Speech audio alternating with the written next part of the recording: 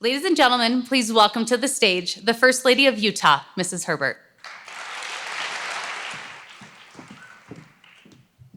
Thank you, Jade.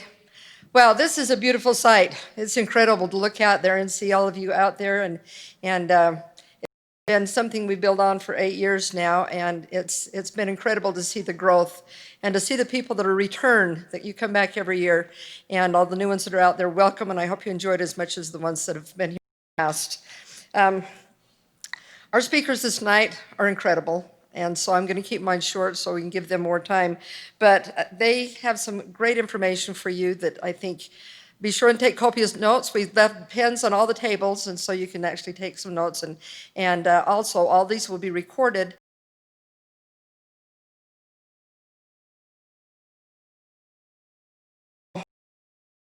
According to Stephen Covey in his book, The 7 Habits of High Great families are off track about 90% of the time. The key for successful families is that they have a destination. They know what the track looks like, and they return to that track time and time again. It's like the flight of an airplane. Before a plane takes off, the pilot has a flight plan that they look at. They know exactly where they're going, and they follow, according to the flight plan, exactly what path is going to take them to their destination. Now, along the way, a lot of things happen. You can have turbulence, you have wind, rain, air traffic, human traffic, well, human error, excuse me, human traffic.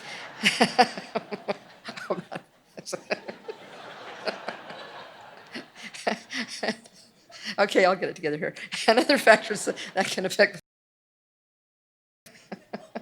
I knew I'd do that. Okay, now we go.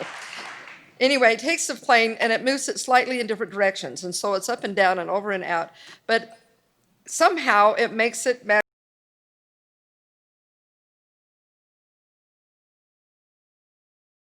During the flight, the pilot receives a lot of information, and they get this feedback that tells them what adjustments they need to make along the way, and so they can return to the flight plan. The flight of the airplane is, I believe, the ideal metaphor for a family. With regards to parenting, it doesn't make a difference if we are sometimes off target. Even if our families may sometimes seem somewhat dysfunctional, the hope lies not in the deviations, but in the vision, the plan, and the ability to get back on track, close quote. Just remember, there are no perfect families, and there are no perfect parents. Now, back in the 50s, we all remember the great show Leave It to Beaver. You know, we had the Cleavers, June and Ward, and their wonderful obedient children, Wally and the Beav. Now, there's probably aren't any families that are quite as perfect. Yet, according to a recent article I read by psychologist Katie Hurley, her feeling was that, quote, 50s parents did a better job of preparing their kids for the real world. Why? Because most parents back in the olden days didn't spend a significant amount of time attempting to shield their children from the natural consequences of their actions. Likewise, they didn't think it was such a terrible thing if their kids weren't the best at everything. After all, a little humility never hurt anyone. When we shield our children from consequences, jump to the rescue, and micromanage them, we rob them of the chance to build self-confidence from solving a problem on their own. We become a crutch for our kids. I don't know about you, but I don't want to be that mom emailing the college professor because my daughter failed her exam, close quote. One of the biggest challenges facing parents is knowing when to let go, learning when to allow the child to resolve conflict or struggle without stepping in. And I know it's a natural instinct for all parents to want to rescue their kids when they see that they're going through a struggle. I remember teaching my first child to ride a bicycle. Whatever I was doing wasn't working. I kept running alongside of him and running and running and running and holding onto the bike and running, and he kept saying, "Don't let go."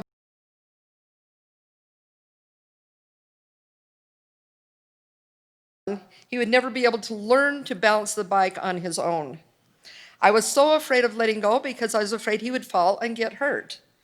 Finally, I realized what he needed was my initial support, and then I needed to give him the freedom to try it on his own. Yes, he did fall a few times, but to my surprise, he got back on the bike and tried it again. I can still remember how proud he was of achieving this goal and how much confidence he gained in his own abilities. This realization of the importance of letting go is what our children need to succeed. Our consistent efforts, though at times may seem futile, are actually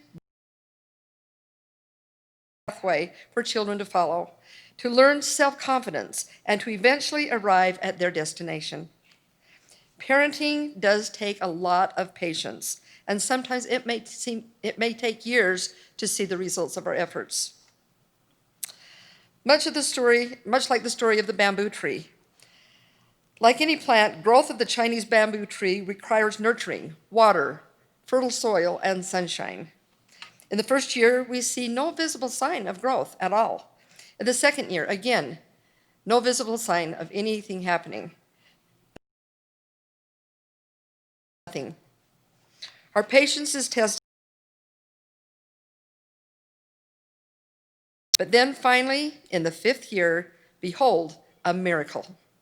We experience growth, amazing growth. This bamboo tree grows 80 feet in just 6 weeks.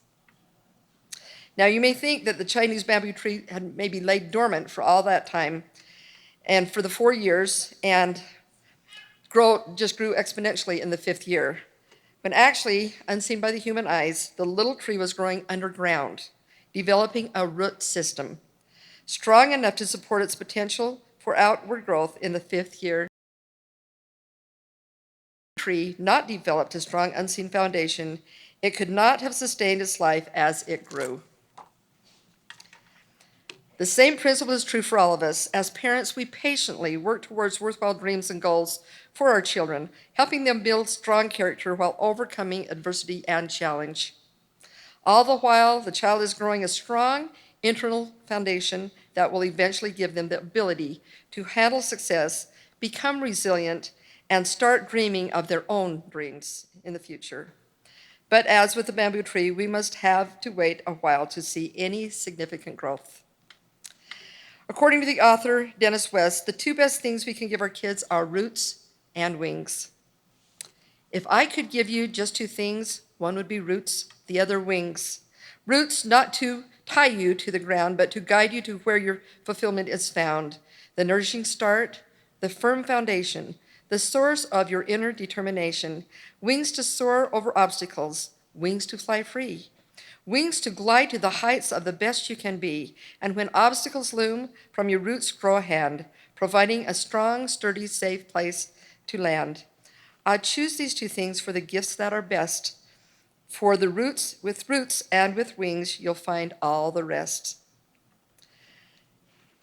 An airplane pilot, before they're able to fly a plane, have to do a lot of studying and a lot of hours of practice.